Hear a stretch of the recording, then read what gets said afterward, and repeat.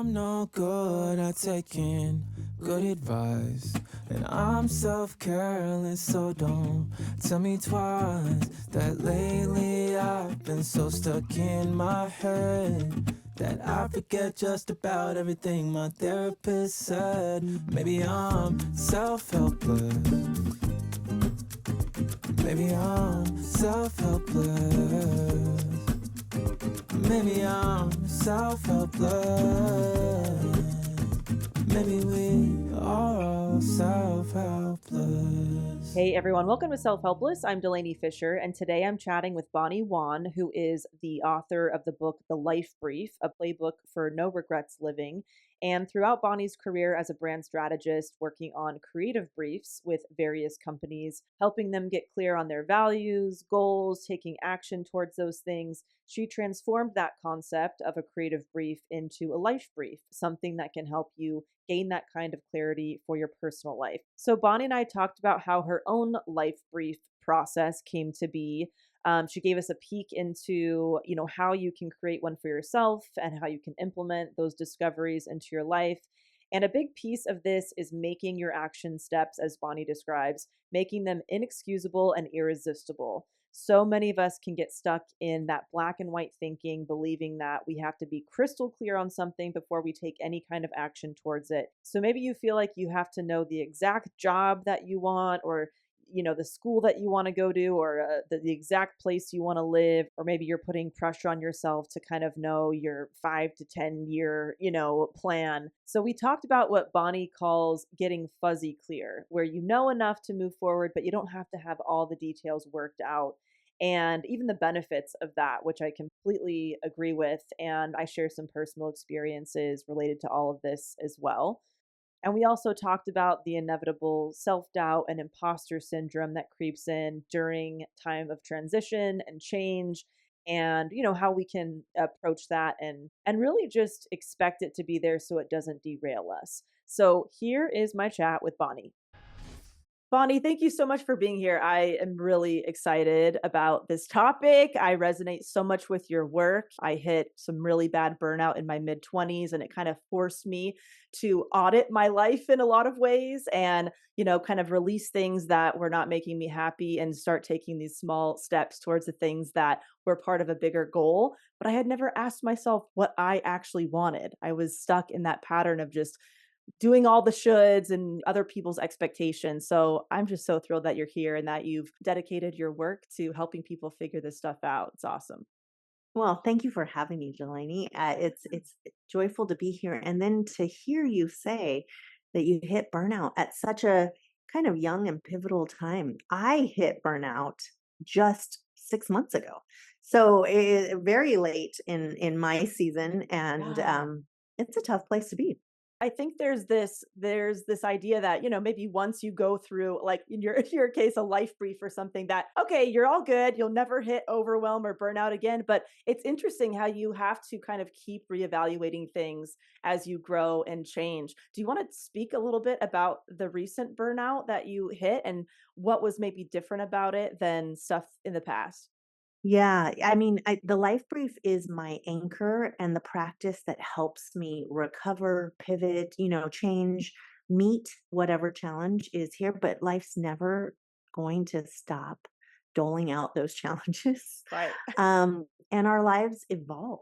Every relationship in our life, including the relationship to ourselves, continues to evolve. And as we grow, Yeah. so the life brief isn't a fix it. It isn't a silver bullet.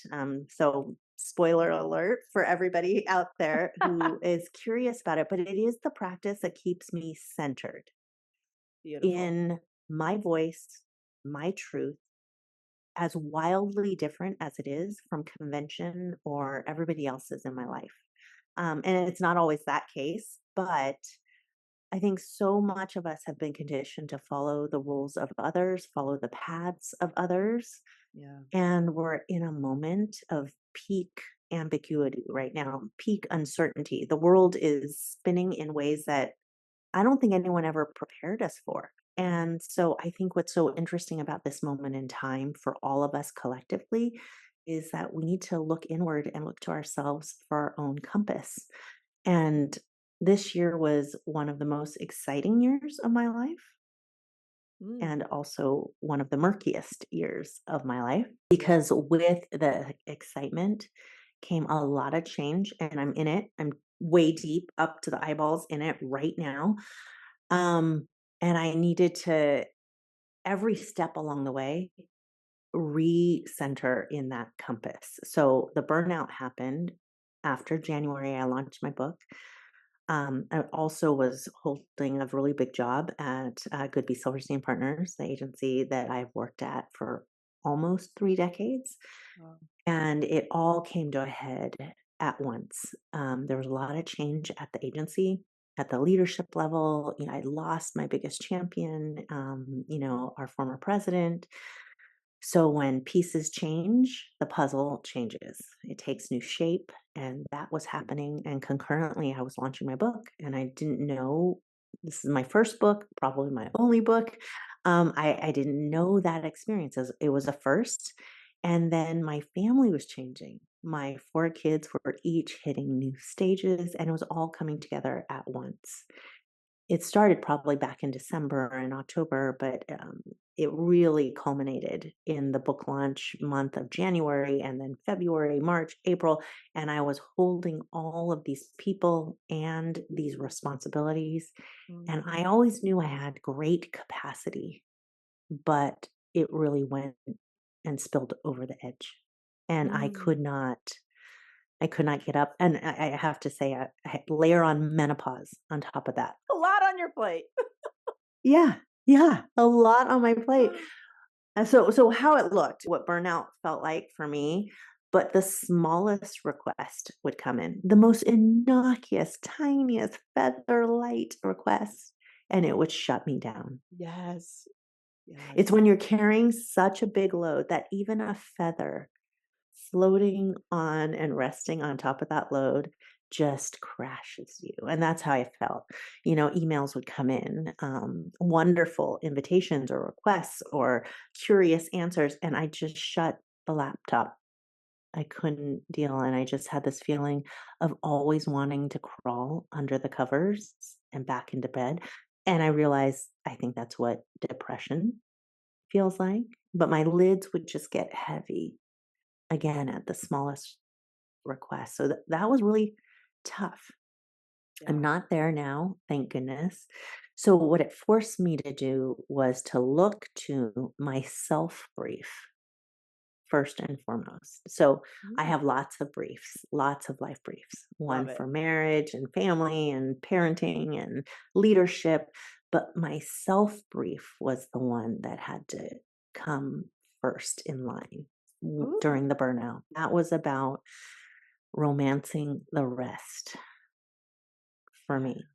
And that's a really hard thing to do. I'm sure there's a lot of type A overachieving women in your world, Yeah. and you are probably one of them, or Yeah. have been at different pockets of time. And I have definitely been bred that way. And it's really hard to rest, much less romance the rest.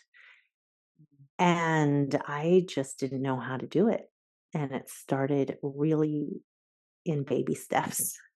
yeah. Just being okay, and I had to cringe, and, just the stress came up inside me, just knowing that I shut the laptop, and I wasn't going to answer those emails. Maybe definitely not within the hour, if not within the week, and I received an email during that time because what happens when you give yourself permission to honor yourself, the universe or life starts to throw you some signals of reassurance of other examples, right? And I got an email from a woman in our community, a parent of one of my daughter's friends, and I had invited her to my book launch in January. And she sent me this email response to that invitation in June. So it was right around graduation. And she said, Bonnie, I hope your book launch went extremely well.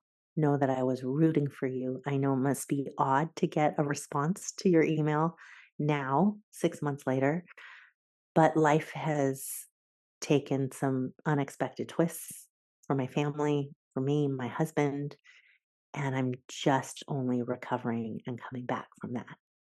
And I was so, well, happy to hear from her, but too relieved to see an example of Yes. someone responding 6 months later with such heart and honesty and transparency. And I thought, oh, there's no expiration date on responding to those emails. Right. So good. It's so important to see those because it does. It gives you the permission to do that in your own life if you are not, or even if you are, it makes you feel like you're not alone in doing that. I recently today asked for an extension on a deadline that I had or that I thought was a deadline. And the old me would have never done that. I would have just stayed up until midnight or 1 in the morning trying to get it done. And I'm really trying to train myself that it doesn't all have to be done right now. This sense of urgency that I often feel is most of the time self-imposed. Of course, there are real urgencies, but it really is this constant internal battle. You mentioned that you have this capacity to kind of hold a lot or hold a lot of responsibility. Where do you think that comes from? Because I know for myself, like I'm with my husband, he says no to things really easily, and I kind of struggle with that. So where do you think that comes from for you that you can hold a lot? Practice, a lot of stretching, but some very unhealthy practices. Right. I think I've only recently, because I've been investing in my rest, I've been able to see patterns that I've cultivated over a lifetime. And it started with kind of surviving. I just needed to survive being an immigrant and feeling like an outsider, feeling rejection a lot, through either being made fun of or excluded. Um, that I needed to show up perfectly. I had to surprise people with how much I could take on or how well I can do because I was going to prove people wrong, and because I took the rejection personally. Took the critique and whatever, the exclusion personally, as if I'm not worthwhile, I'm not enough. All those things that we, like you said, it's the self narratives that we hold. And so I think that pushed me initially into strengthening my capacity, take it on, take more on, be perfect, be right, check all the boxes. Um, and I am only now discovering, and I have discovered, I think, through the life brief, writing briefs for myself, that that's not the only way to be. And in doing that, I've always been powering through and really proud of the fact that I can Mhm. power through sadness, power through grief, power through a moment that was calling for my attention, just power through it. And so it created a lot of dissociation in order to power through. And that is not where I am today. I realize somebody called it a crazy eight loop, that you move from overdrive into dissociation and then overdrive again. And I've discovered that that's a pattern that I participated in, that I definitely had without even realizing it. And now it's an opportunity to really sit with every feeling, sit in the moment, sit with the messiness, and see what comes of it. What do I learn in allowing myself to feel these things? Right. And there's been a lot of grieving this year, a grieving of my identity, 30 years as a brand strategist, still loving the practice of that and the business of that, but also embracing a new part of me, which is really about serving people. And how do you unlock inner power, Mm. the power from within, and a deeply fulfilling and joyous, but perhaps not traditional sense of a business, right? Right, right. In all that change, I think each time we do it, each time we don't sink in the face of it, we grow stronger and our capacity grows. And hopefully, my hope in this chapter, in this transition, is that my capacity grows, not just in terms of being able to take on more, but to take it on intentionally and in a sustainably healthy way for myself. Yes, absolutely. Could we get into, what is the life brief? How did that come to be? And then how does it differ to the self brief, or how do they relate to each other? So the life brief is the practice of writing a creative brief for yourself.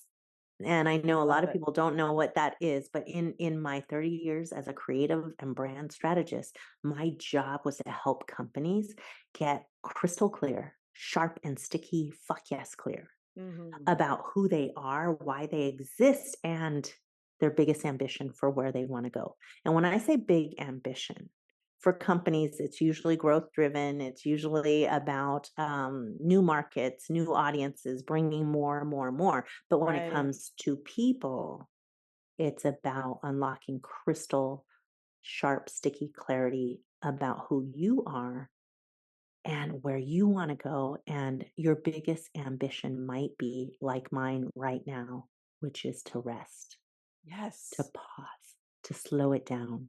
So, very different in terms of the trajectories and the journeys between companies and people, but the practice is the same.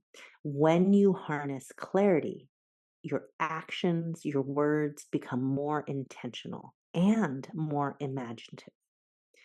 When you slow down and reflect and allow your inner voice to come out, I call it your truth in my work. It's the brand's truth. It's your Yeah. truth, right? When you take the time to listen for that truth, to cultivate that truth, you know how you want to operate at the crossroads. It's less confusing. It doesn't mean it's less hard because sometimes we have to let go of the things we recognize now aren't the things that matter most. And when we do that, we fly. I love that you said that your kind of goal or what you're moving towards could be as something as maybe simple or general in people's head as rest. Because I think people can get stuck, myself included, many times in my life, that if we don't have the exact specific of what we want or where we're going, we have a hard time doing anything. And I remember when I hit that really bad burnout, I just remember wanting to work from home and do something creative. That was all. I didn't have a specific job title or company I wanted to work for or how much money I wanted to make. And that was enough to kind of get me on a new trajectory towards a lifestyle that was going to make me happy because I looked at everything and 8 out of 10 things on my big list of my responsibilities were leading me in the opposite direction. And Mm, sometimes it's just about what do you want your day to look like instead of I got to have this much money at this job, in this location. So I love that you said it could be something that simple that can kind of move you in a new direction, right? Do you want to expand on that in any way about helping people gain that kind of clarity if they're feeling stuck on maybe they don't know what they want, I love that you just brought such a powerful nuance to understanding what clarity is and defining right? that for people. So there's three parts to the practice. My book lays it out. Get messy, which is giving yourself permission to be nakedly honest and not neat. It might come Yeah. out in spurts, right? But around what you want. And I love that you named it in the simplest terms because clarity is simple. It's Mm. dead simple. And the difference between vision clarity versus a plan is plans have all the details. And what you're saying is, I had a clear vision of what I wanted my days to be like. And it wasn't just about the usual things we talk about, the what's, right? The title, the salary, the industry, even. It was more about the how, not how you get the what, but how you experience every day with Right. creativity at home, with agency, right? With choice, how you want to spend your time, where you want to direct your attention. And those are the simple ingredients that are enough for clarity.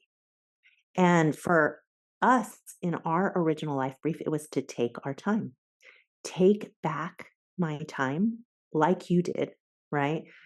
From all the chaos of all the ways that the job was putting demands on me, sometimes the family, friends, parents, family, but take it back, slow it down, be more intentional with it, focus on investing that time in the people and things that matter most.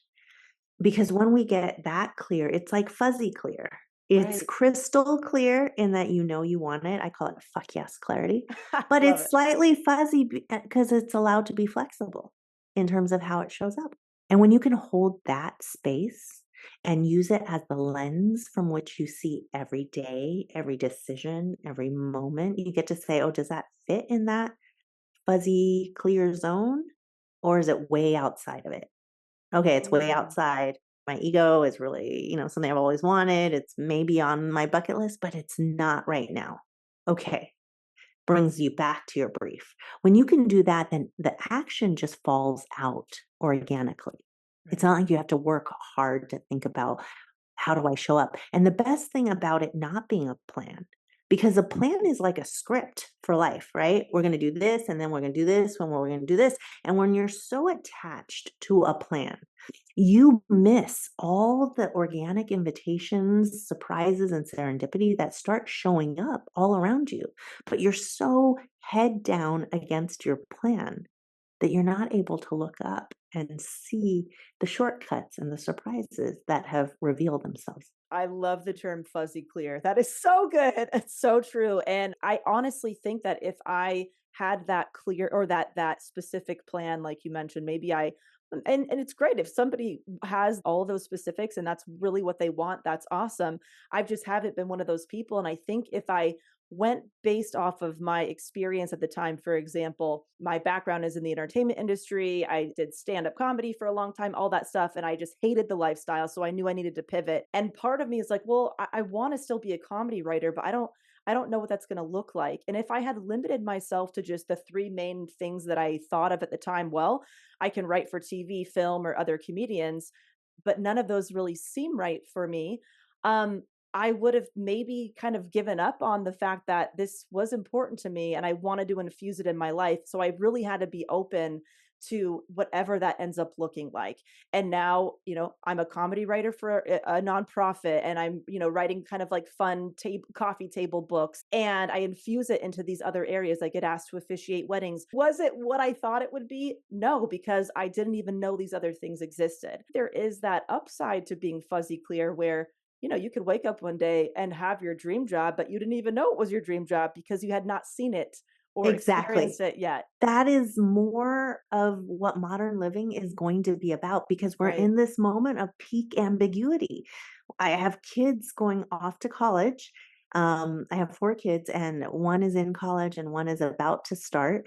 Wow. And I know that wherever they end up, and the many places they end up, because now their generation is all about side hustles and a portfolio of work rather than one singular career. Many of the things that they're going to end up doing don't exist today, Right. and Oh, that's so so weird to think about. right? There are no blueprints. It's Right. very hard as a parent today to say, well, kids, this is how it works. My job as a parent really is to help them exercise and practice their flexibility, their openness, their connection to their own inner compass, so that when something shows up and 5 of their friends chase it, and internally they're saying, well, that's not for me, Yeah. that they are connected to that in the moment and can say, thank you, but no thank you. I'm going to go in this other direction because that's what's calling to me.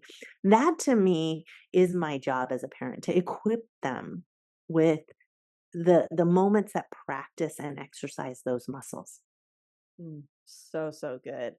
Question for you about your own life brief when you started that process. What were some of the first things that you noticed that needed to change or you wanted to adjust? Or maybe the first things that you said no to or let go of to really live out your own life brief, if you remember those kind of beginning times? At the beginning, it was, and it still is, letting go of really simple stories and black and white answers to things. So, in our first brief, those simple stories were my husband's the problem, I married the wrong person, he's the reason I have all these woes. I'm carrying the unfair share of the load, being the sole breadwinner, being the 24-hour restaurant, et cetera, doing all the Right. housekeeping. I Right. was buying into a narrative that was really easy and clean for me because I didn't have any accountability in it. But when I allowed myself to go deeper and get beyond the script that was in my head that was playing on loop. I had to own up to my own accountability for what I was bringing to this issue in our relationship, which was I was saying yes to all the wrong things because I wanted to be the hero at work sometimes, or I wanted to give off a certain image of myself. I didn't want to let my parents down or my friends down. But at the end of the day, I had nothing left to give my husband and invest in our marriage and to talk calmly and compassionately about what could be different, right? Mm. So I had to look myself in the mirror. And each time I do this practice, and I know no one wants to hear it because it's easier not to look in the mirror, right? And Right. see it, but you see it quite beautifully. I think when it's your own discovery and it's not somebody else wagging their finger at you, it's an epiphany that, oh, here I am looking at this in a really black and white way. Maybe all too simplistic. Maybe it's much more creative and rich and nuanced than how I'm seeing it. Just like you, right? You didn't see that comedy can show up in so many different canvases and mediums, and that what you bring to that art can be at a wedding. You would make an Yeah. amazing officiant, right? And all these ideas, but we're limiting ourselves when we don't pause, reflect, get beyond the script, and uncover some actually more insightful and exhilarating possibilities. How has doing this process changed the relationship that you have with your husband? Oh gosh, in so many ways. I don't know if there's an easy answer for this, but it has deepened our respect for each other. It has deepened my appreciation for who he is and the fact that he is so different from me. Our older kids, in particular, are seeing how lucky they are to have had a stay at home dad who is so emotionally present. To see a man who can be so open and honest with his emotions and to lead his life that way has been a gift that I didn't value and appreciate in the early years of the chaos of young parenting, that I now relish and savor when I see my kids go off into the world, into college, and say, oh, not all dads are like dad. And how lucky are we? That's so lovely. With this book, I mean, you've already kind of mentioned like new opportunities are going to come up for you, right? There's probably going to be a lot of cool invitations and experiences. Basically, how can you help somebody where maybe the briefing they're doing is not because they've hit a wall of burnout, because there's a lot of draining, maybe personal things happening, but too many wonderful opportunities? How does somebody figure out what's for them and what's not for them? Because those can be hard to say no to. Well, I have a saying and I use it for myself all the time, but I'm going to go deeper beyond the saying because Yeah. the saying is easy, right? Chase your goosebumps. The thing that gives you that little chill, like, and you're not even thinking about time or how much work it's going to be. You're Right. just thinking about how excited you are. Those are the ones that you absolutely prioritize and make it work. Those are the easy ones. If you have goosebumps, if it gives you fire in your belly, go for it. But then there's all kinds of other things that kind of weigh on you. You're like, "Oh, I love the possibility behind that. I'm not sure about that." And I try to just pause. If you don't have a clear, fast answer, that's okay sometimes. Sometimes you just need to sit with it. And if you sit with it but aim your attention there, you get to fuzzy clear. Yeah.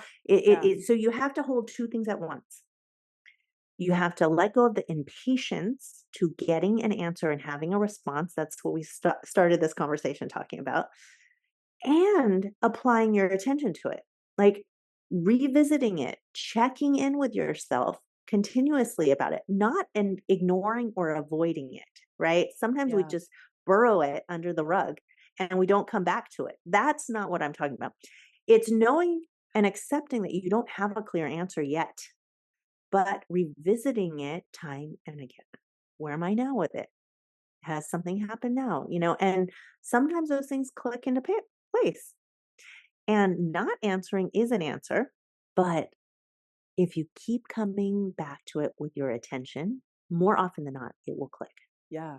I know for me, it's been very helpful throughout the years to really get honest. Like, do I actually want that thing? Or do I want the end result of it? But I don't actually want the Yes. day in, day out work and years of work Yes. it takes because there's so many fun, shiny objects that would be cool to have. But the reality of it is, no, I'm not willing to do those things to get that.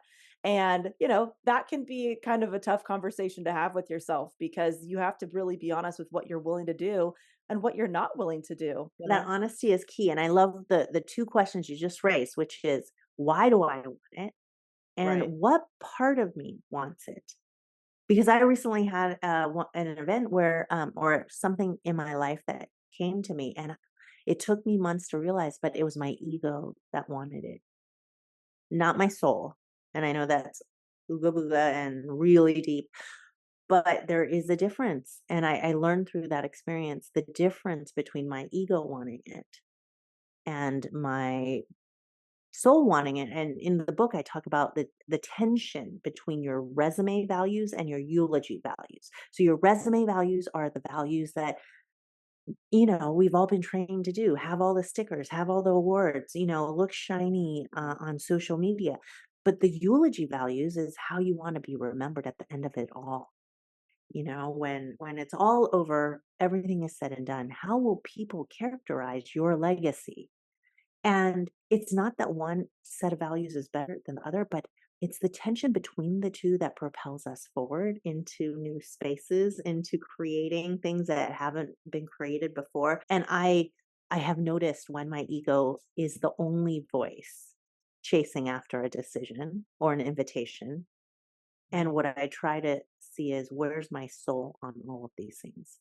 Oh, I love the resume values versus eulogy values. Not That's mine. Very, very astute professor at Harvard Business School, and Babson, whose name escapes me right now, even though I just love studying all under him, good. but not mine. That's a really great way to look at it. I know that there's so many powerful questions out there, but also personalizing the question to you can be very helpful to kind of dig in there a little bit. Like, for example, somebody might ask themselves, like, if I couldn't post it on Instagram, would I still do it? Because maybe they're big on social media and they have to really personalize that. But, I deleted my social media years ago, so that maybe won't work for me anymore. Right. So how can we start to personalize questions that will get us to the clarity or the types of actions that we can take to kind of, support our next steps? Well, I love that you have your own questions, and that's the first source of the questions. We all have the inner questions, but we avoid. And I love how sharp your question was around social media. It was very specific to that circumstance. That's a great, sharp question that drops you immediately down to the answer. So I say listen to your own questions because the answers we seek lie behind the questions we avoid. Ooh, And love that. Juicy. juicy and scary at the Juicy and same scary. time. Yes, Let's be honest, right? that's often the juiciest shit is the scariest. It is logic, universal logic behind that. But then, Yeah. as a strategist, I put in the book prompts, questions. We want to create different ways for someone that we interview or something that we're researching to illuminate the answer or for the answer to surface. So we come at it creatively sometimes because sometimes you can't ask someone directly, it doesn't work. We have to go around and create a new exercise that unlocks a deeper subconscious. So that's in the book, right? Every chapter ends with a different approach, including interviewing your fans, people who really know you and support you and are invested in your growth, or talking it out. So when I teach workshops, not everyone wants to write. Although I always want you to capture it in writing because then you can look at it, review it, see the patterns, see the themes, see the ahas, right? Without all the emotions. But some people need to talk it out. So I pair people up and have them get interviewed. And so for some people, it's easier to get interviewed by a stranger than someone you know really well. So Yeah. come at it in all ways. Draw it out if you have to. The life brief really is a practice of getting to know yourself and what works for you. and what questions drive you. But my job is to throw out and throw up as many different experiments as possible. Love a good experiment, especially a good writing prompt or exercise. You mentioned, the eulogy values. Do you have any advice for somebody who might want to do the exercise of writing their eulogy? How they can even start? Is it getting in the head of somebody else speaking the eulogy, or how does it work? It's exactly that. It's first of all finding a quiet space, and then it's not a lot of time. So don't worry, everyone. It's not about quantity of time, it is about the quality of your presence. So finding a space, creating a space where you're really comfortable and you can let your imagination fly. And it's space where you can drop into your quiet without any distractions. And you just let the writing flow and you imagine your own memorial or celebration of life. And you imagine someone, and I would say maybe a blend of many someones in your life that you care Ooh, about. I love that. And they're going to honor you and the legacy you left. And what are they going to say about you? What qualities or traits will they highlight? Not so much about the moments, but what qualities, what character traits, what legacy, what change in them, in your relationships that you had a role in playing. What are the words they would use? And again, as anything in Get Messy, you don't have to write the perfect eulogy, but you have to get the meat of the content down and allow it to come up from within you. And when you give yourself that permission, you'll often be surprised at what comes out. And Yeah. then when you look at it again and review it, it can be a startling, thing. You realize, oh, I didn't know that was important to me, but clearly it is. And then you get to look at, well, what pockets of my life are really showing these values, these traits? Where am I really living out this eulogy right here, right now? Or where do I want to be leaning into it more? And what would that look like? And what might be my first step towards that? Yeah, that is a powerful exercise. For me, even when I think about the people in my life, the reason why I enjoy spending time with them has nothing to do with their resume, all the accomplishments has nothing to do with it. And so I try to remember that for myself too, that, the people that, want me in their life, I doubt it's because of maybe the things I've accomplished or connections I have or whatever. I'm hoping it's because of just how I make them feel. And so that stuff is really clear when I think about other people too. And Mm, and then I try to allow myself to apply it to me. And I think that relieves the pressure to kind of like get out of that over accomplishing kind of perfectionist mode. But I think that's a really lovely way to get to it. I think I heard you mention on the interview that you have like three buckets of time or three different ways that you view or approach time. Could you expand on maybe the different maybe buckets that you have or areas? there's three from the book, The Three Marriages, right? Oh, okay. The Three Marriages by David White Okay. talks about the three most important marriages in each of our lives. And I've added a fourth. And these are the different life briefs I invite people to try to write against. And there's many, many more. And now that I've done it for 15 years, there's many more life briefs that you can do. But the three marriages, David White talks about the marriage, the traditional marriage of with some other person, the marriage that you have to work, and the marriage you have to self. That over the course of our lifetimes, each of these marriages is non-negotiable, and our jobs is to blend and braid these messages in a harmonious way.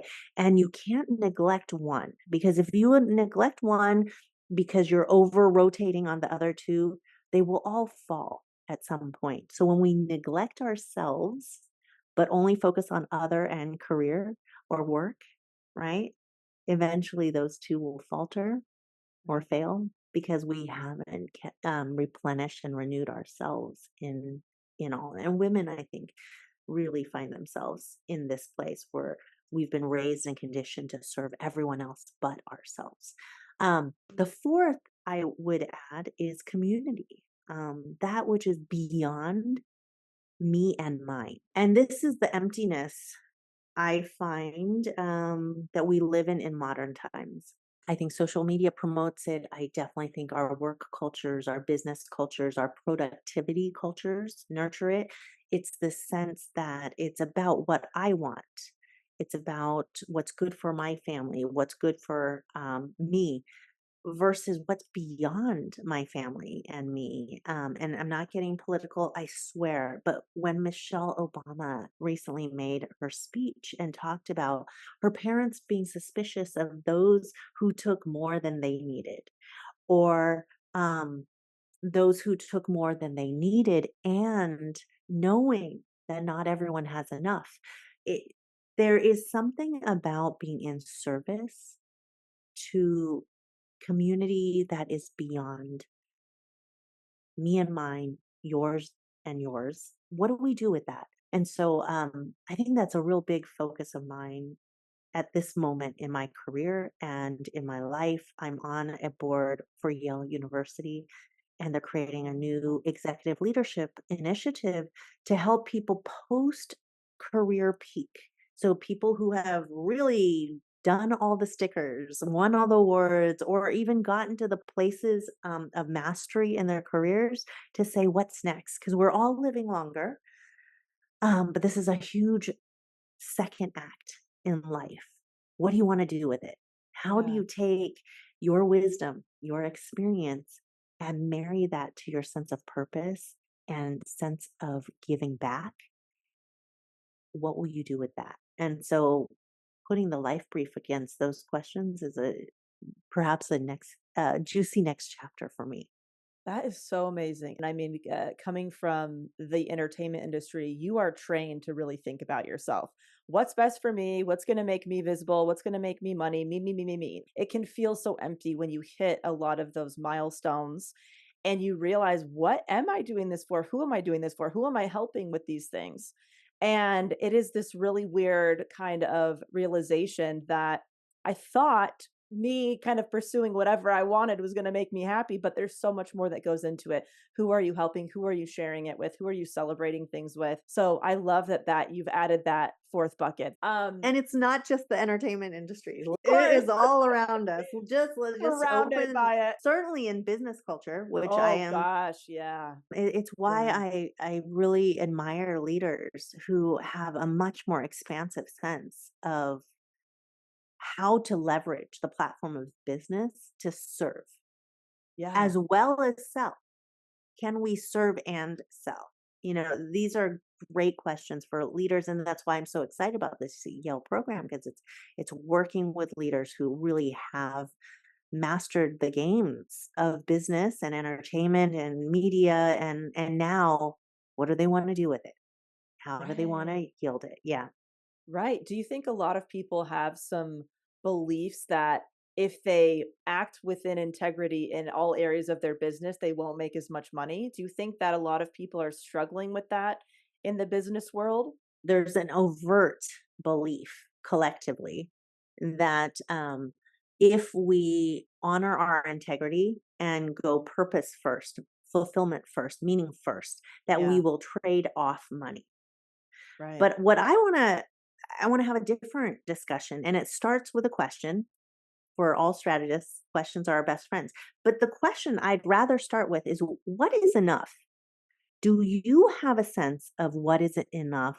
And can you speak about that in tangible terms? Because when you have defined what is enough for you, what is enough for your business in terms of growth, in terms of profitability, in terms of financial success, then it's not going to feel like a trade off. And hell yes, it is possible for you to hit enough and maybe even squeeze out a little more than enough and Wow. honor your integrity, your meaning and sense of fulfillment, and your sense of service. But as long as we are collectively operating in a world where it's about infinite excess, we don't understand what enough is, we aren't even willing to investigate and define it, then it will never be enough. And Yeah. yes, integrity will always take a back seat to the bottom line.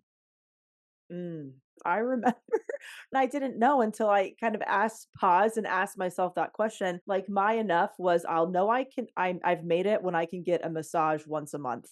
I mean, that was really in my head as this vague thing, thinking, oh my gosh, I'm gonna have to make so much money in my life, and I'm never gonna get there. And then really asking myself, what is it that would make me feel like I'm just crushing it? Right. And I'm living my dream. And it was something that simple that I already had enough means to do that for myself. And if I didn't just pause and ask myself that kind of tangible thing, I would have just been working, working, doing, not realizing, wait a minute, I've arrived to this place and I can relax now because it's Yes. just so specific and so personal. And you would be working with a sense of emptiness that Right. you're not there yet. You're not there yet. You need to keep climbing.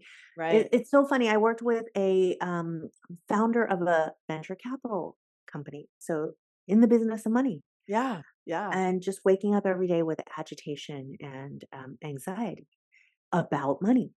And when we were asking, what is money worth for you? What is the value of money? And he was just talking it out. And he realized every year he has learned in the recent years that he needs less money to be happy. So this is Mhm. something he's learned in his life as he's been cultivating his inner compass. Yeah. Yet his family has been spending more. They moved from a great, wonderful neighborhood to a very posh one. They're having dinner with lots of millionaires and billionaires, and the kids are going to these schools and all measures of success, but not necessarily measures of his personal happiness.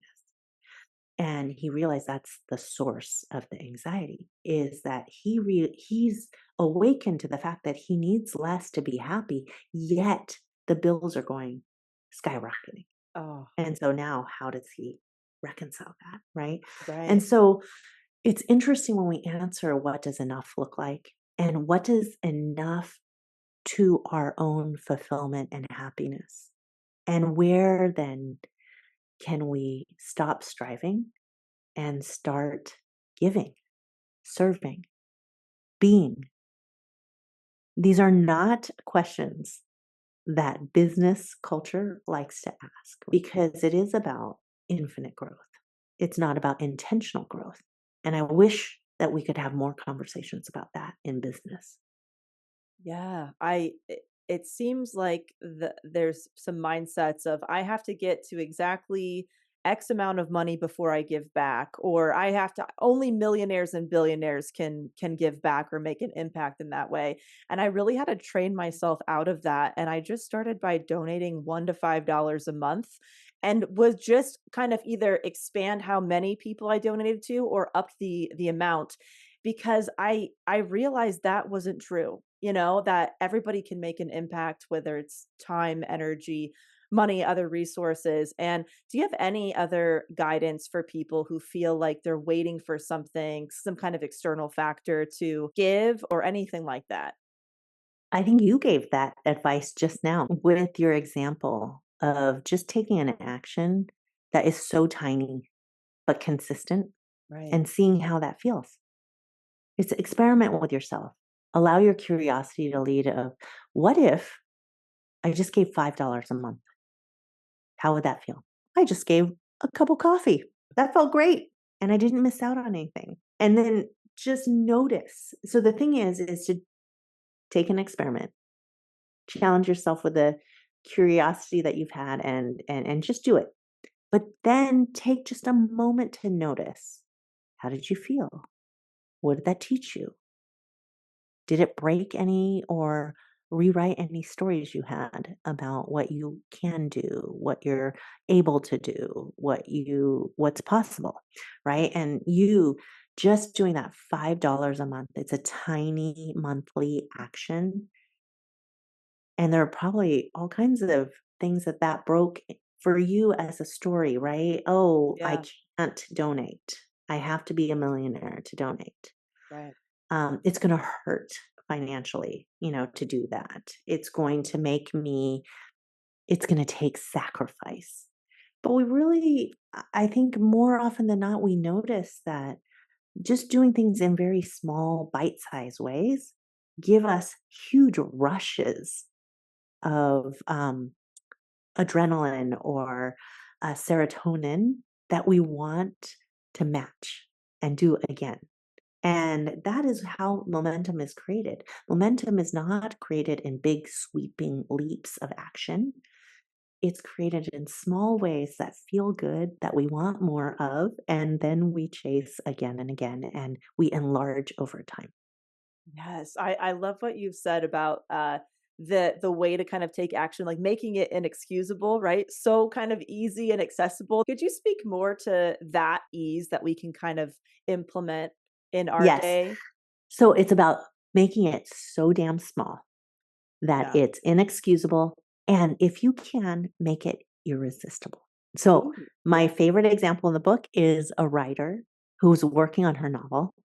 And it was just our minds want to build things up, right? It's like, oh my gosh, I got to finish this novel. It's going to be this many thousands of words, and then I got to launch it. And oh my gosh, how am I going to launch it? I'm not a good marketer. So we just build it up in our minds. Our minds are chasing way down the road, and we then get paralyzed and can't do anything.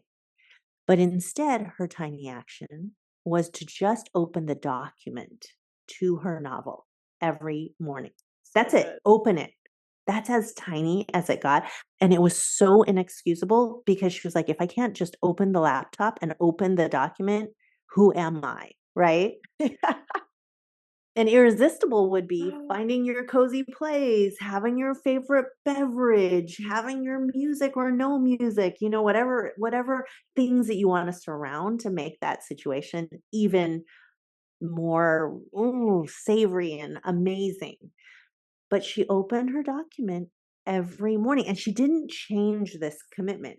Her commitment did not grow into bigger sizes because she knew they would grow to a point where she would again stop doing it. So kept it easy, opened the document, and some days she wrote one sentence. Other days she wrote 1,000 words and kept going.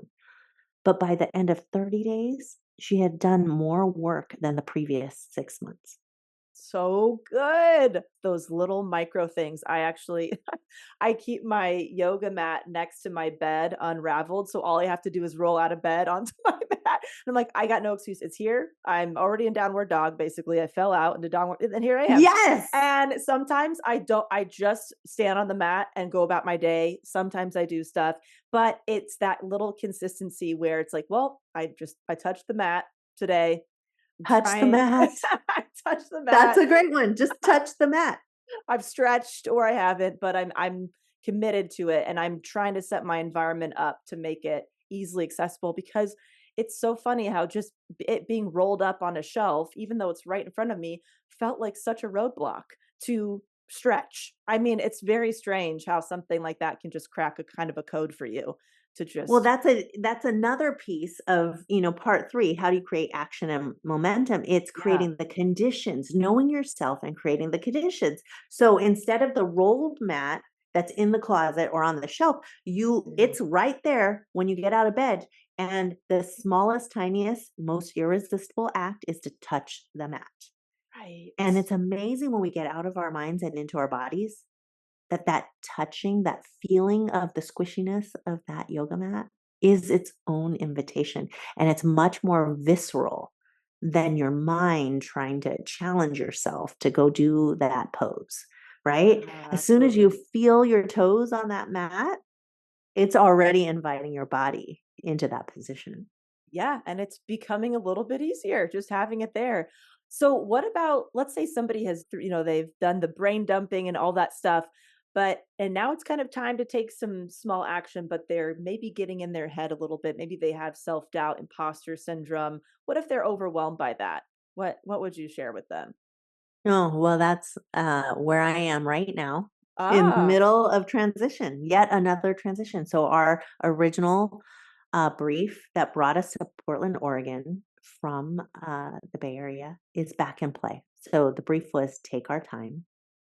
And in 2010, we moved to Portland, Oregon, and created a whole new life. We went from the darkest chapter of our family marriage to our golden chapter, as I like to call it. And it's all in the book. So if anyone's curious about all the details around that. But last week, I moved our family back to Portland, Oregon, because I got promoted to partner. I was made head of strategy at my agency, and they asked me to move back down to the Bay Area. So we've been going back and forth, and we just bounced right back because our original brief to take our time is back in play. That was very confusing. So sorry, everyone who's listening, if you couldn't keep track of that. But the thing is that immediately after making change, the doubt creeps in. That's the whole point of the story. Yeah. It's an inevitable part of the process, right? Things happen and you see, oh my gosh, wait a second, was this the right decision? No, no, no. This is showing me it's not the right decision because I'm having these feelings, or the people around me are having these feelings, or I'm having the emptiness. The doubt always finds its way to creep in as change unfolds and as your brief is unlocked and unfolding. The key is not to give into it. The key is to go back to your brief. And if the only thing you do is to reread it and reconnect with the fuck yes, or the conviction, or the fire in your belly of, yes, this is what I still want. Right. It helps me, at least, muster the courage to take another tiny step.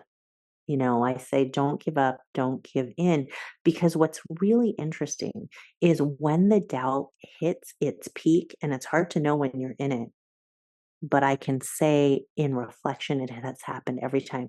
When doubt hits its peak, that is the moment before your biggest breakthrough. So life will test, the universe tests how badly, how sure are we that we really want this Yeah. before it flips us into the light of that change. And it has happened every single time.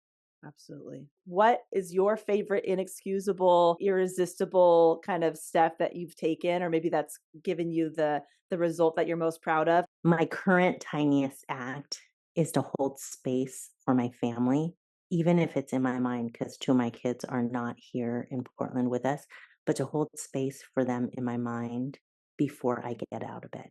And that just sets my intention to be present with them in this wholesale change that everyone is experiencing in their own time, in their own ways. Before, during my mad love period, my marriage brief is to be madly in love with my husband, or to fall madly in love with my husband again. It was to thank them, to actually look him in the eyes and thank him for handing me a handcrafted cup of coffee, which I took for granted for many, many days, weeks, years. But to actually stop and look at him and thank him. So that's how tiny, but I love the mat. The yoga mat is your story of the yoga mat is the one I'm actually gonna copy that I today. love it. Yes. Oh, this was great. Where can people find the life brief and anything else that you want to direct people to? Yeah, so they can find the life brief at thelifebrief.com. Super easy. And message me on Instagram at Bonnie Wan Official and on LinkedIn. And if anyone is interested in that post-career chapter, Yeah. Yale University's Eli program is one that starts in January. Congratulations. That's awesome. I enjoyed this so much, Bonnie. Thank you so much for your time. Really enjoyed our chat. Thank you, Delaney. Thank It was such an you. honor and thrill. All right, everyone. I hope you carve out some time for yourself to work on and implement your own life brief if you haven't already. We can get so wrapped up in being on autopilot mode in life and forget to take a step back and ask ourselves those important questions and reevaluate things that can direct us for the better, and it can be just those tiny, tiny action steps that make the biggest difference. And I think it's also important that Bonnie talked about being in a time of transition currently. And I know for myself that when I hit that really bad burnout around 25, and I made some changes and a transition, part of me thought that I wouldn't get to that place again. And then, boom, 10 years later, found myself in another kind of bout of overwhelm, burnout, and felt very similar to how I felt in my mid 20s. So it's something that can come up again for all of us. And having a practice like this that can, ground us is really helpful. So I hope that you find what works for you. And something that I personally wish I would have known when I found myself at that kind of crossroads in my career and lifestyle choices and stuff like that when I was in my 20s is that for me, it was kind of leaving this part of my identity behind and what I thought I wanted and all of that stuff. And writing comedy was a big part of my life for many years. And leaving that part of the industry, it kind of just felt like I didn't have an outlet anymore. I felt creatively constipated. I was like still kind of writing things down here and there, but I didn't have an outlet for any of it. And I'm really glad that for the most part, I continued to write things down as they came to me, even though I did try to talk myself out of it. I felt like, what's the point of writing anymore like this? Because that part of me is gone forever. I'm not going to use it. This stuff is useless, right? And I definitely went through phases where I just wasn't writing and I would think of ideas and I would just let them go. But for the majority of time, I was still writing, for all of these years. Anything that came to mind for me, whether it was, business ideas or online content or book ideas or jokes or bits or t shirt ideas. I mean, just random things that at the time was like, I'm probably never going to use this, but I feel compelled to get it out of my system and write it down. And I just never thought I would have an outlet in that way ever again. And I was pretty sad about that. And so I'm just telling you now, years later, I'm getting to repurpose many of those ideas that I had written down a long time ago, whether they were taglines or book ideas that are now being pitched, sketch ideas. It's really wild that I was writing these things not knowing how or if I'd ever be able to use them. So, my advice to somebody who is in a similar position is to do that thing anyway. You might not know why you have the urge to do something, it might not be clear, but if the desire is there, from my experience, there's a reason for it. And it's just a part of you. And I wish I would have known back then that there's not just one or a couple ways to do something, there's a million ways to do something.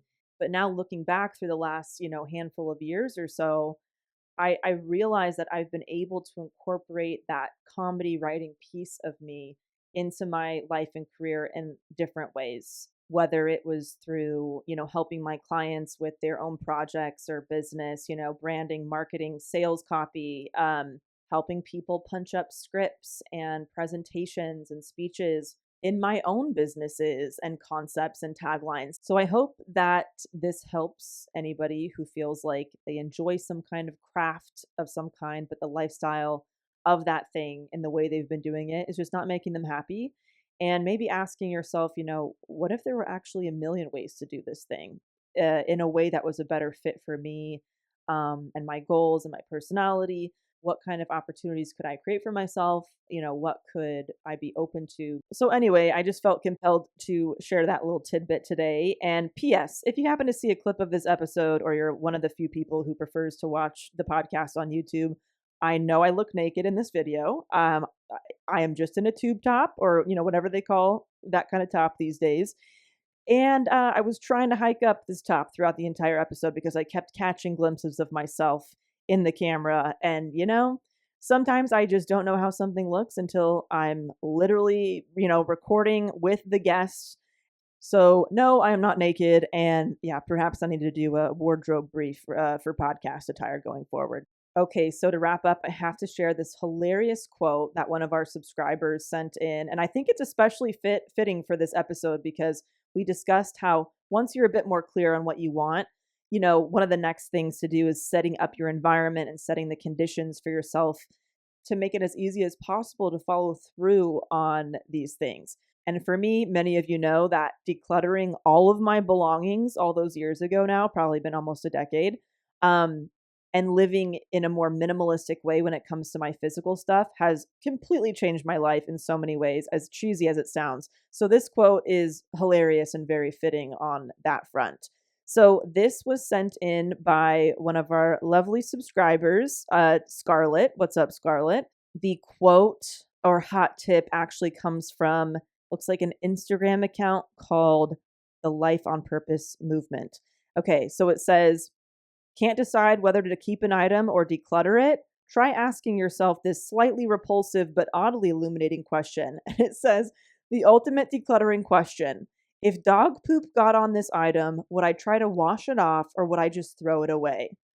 I absolutely love this. I absolutely love it. Such a good one to add to the plethora of questions that we've shared on the podcast throughout the years. I'm adding this to my repertoire. That is definitely one way to gain clarity. Freaking love it. Scarlett, thanks so much for sending that in.